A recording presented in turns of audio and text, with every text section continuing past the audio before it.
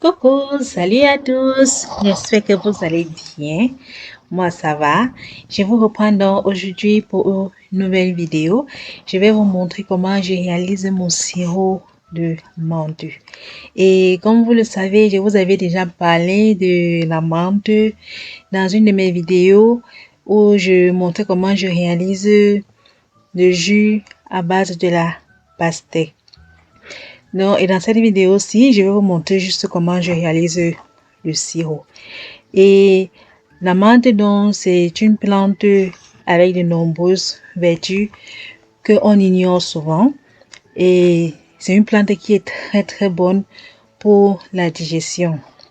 Donc, si quelqu'un a une digestion difficile, c'est bien de faire une infusion de menthe ou bien si vous avez du ventre qui ballonne, ou bien si vous êtes constipé ou même si vous avez qu'une diarrhée, buvez la menthe et ça va beaucoup vous soulager.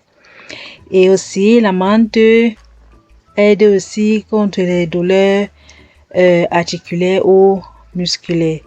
Et elle lutte aussi contre les petites démangeaisons et même contre les piqûres d'insectes quand on l'utilise pour une utilisation par voie cutanée. Voilà.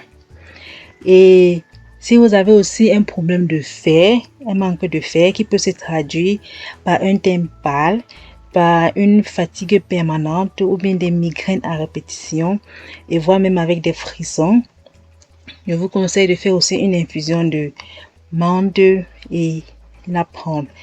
Ça soulage aussi pour ces petits maux. Bon, je vais vous montrer donc, ça c'est là, comme vous voyez à l'écran là, je suis dans mon potager, j'ai tellement de menthe qui m'envahissent même déjà. Donc j'ai donc récolté quelques branches. Ce n'est même pas les entiers que j'ai récolté là.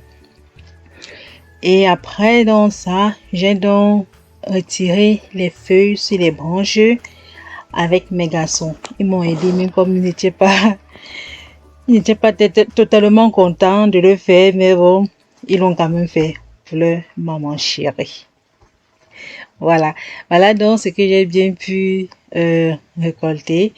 Et je vais donc, avec les garçons, comme j'ai d'abord dit, retirer donc les feuilles des branches parce que pour réaliser le sirop, j'ai retiré les branches. Donc, j'ai donc pris tout ça et j'ai donc nettoyé. Voilà, vous voyez que c'était assez, c'était vraiment beaucoup.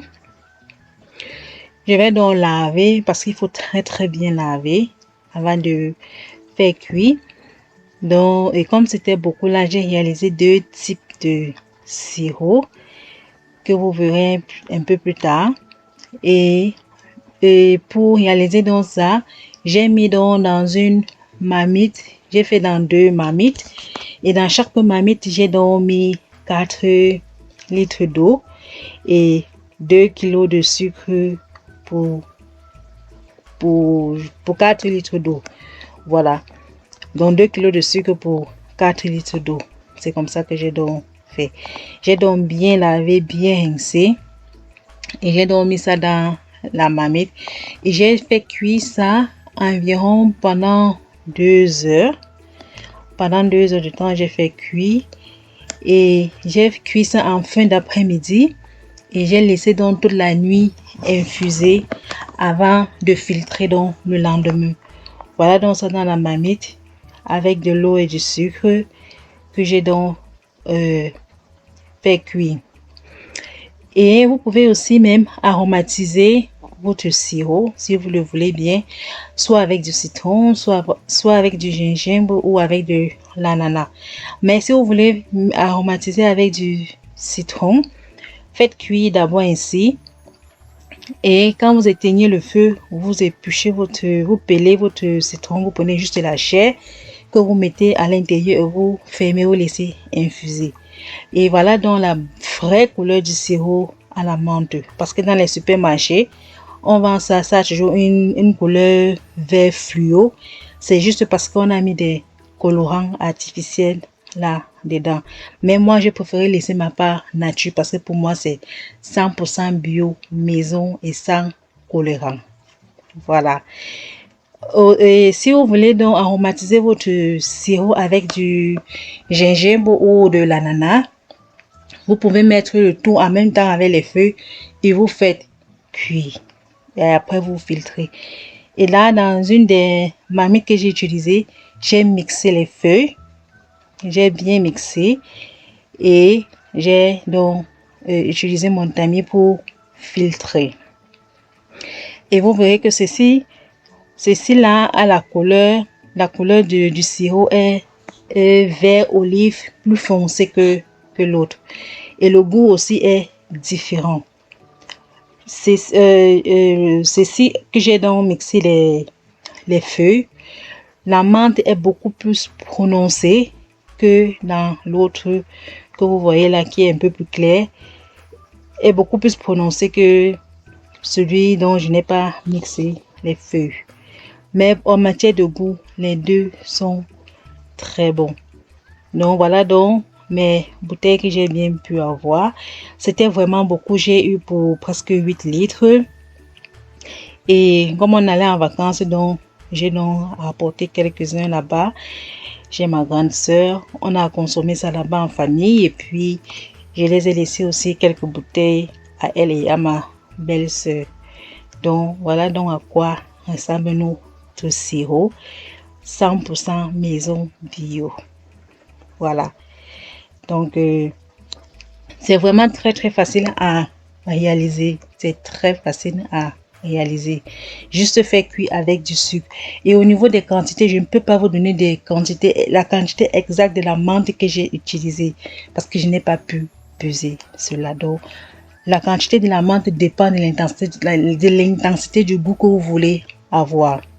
Et comme aussi c'était beaucoup encore dans le potager, j'ai donc décidé de sécher dans une autre partie qu'on pourra boire en hiver.